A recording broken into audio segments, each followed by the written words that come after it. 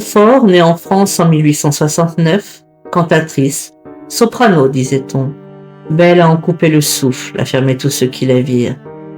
Elle avait tout juste 27 ans lorsqu'elle posa le pied pour la première fois dans cette ville de l'extrémité du monde.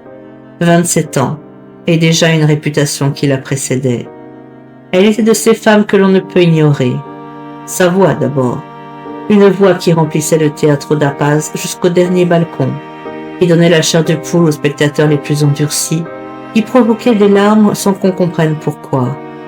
Mais c'était aussi son apparence. Sa peau d'une pâleur presque irréelle sous la chaleur équatoriale, ses yeux sombres qui semblaient voir à travers vous, sa façon de se mouvoir sur scène comme si elle n'appartenait pas tout à fait à ce monde.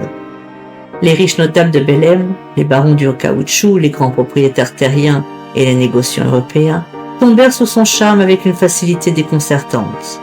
Elle incarnait tout ce qu'ils vénéraient: Paris, la culture française, la sophistication, la beauté classique. Elle était leur Europe importée vivante. Mais Camille Montfort n'était pas qu'une artiste.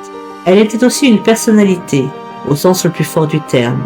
Une femme qui refusait de se laisser enfermer dans les codes sociaux rigides de la haute bourgeoisie coloniale de la fin du XIXe siècle.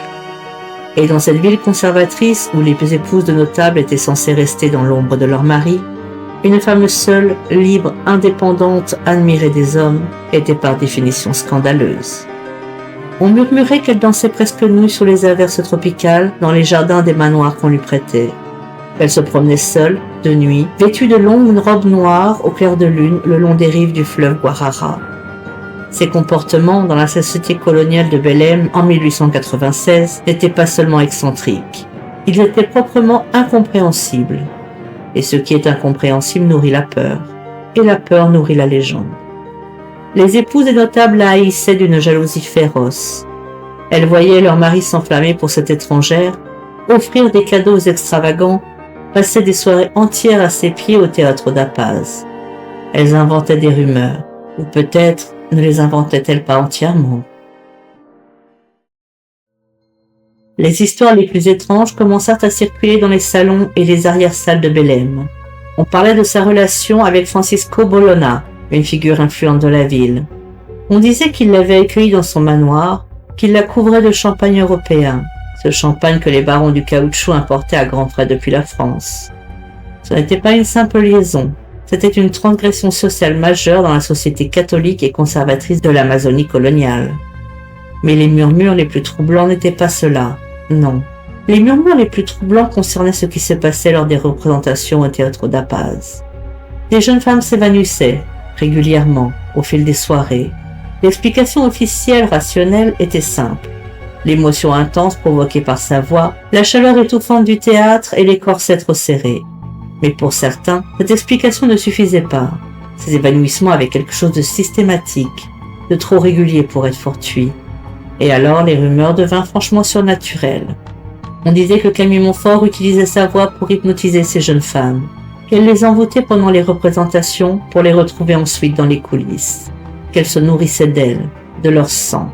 La vampire de l'Amazonie, le nom lui colla à la peau comme une seconde nature. Replaçons ce moment dans son contexte culturel, parce que c'est fondamental pour comprendre comment une telle légende a pu naître et se propager. En 1896, le mythe du vampire était en plein essor dans la culture occidentale. Dès 1819, le roman The Vampire de John Polidori avait posé les bases du vampire aristocratique et raffiné. En 1871, Camilla de Sheridan Le Fanu avait introduit le concept du vampire féminin qui séduit ses victimes.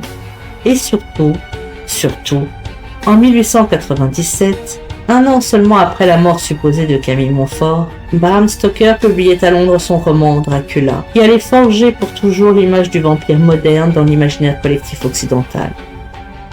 En 1896, ce roman n'était pas encore écrit, mais les idées qu'il alimentait, le vampire aristocratique, séduisant, vivant au départ des autres, circulaient déjà dans toute l'Europe. La figure d'une femme étrangère, pâle, séduisante, dont la présence provoque des évanouissements chez les jeunes femmes locales, dans une ville où les superstitions côtoyaient les croyances les plus modernes, c'était le terreau parfait pour la naissance d'une légende vampirique.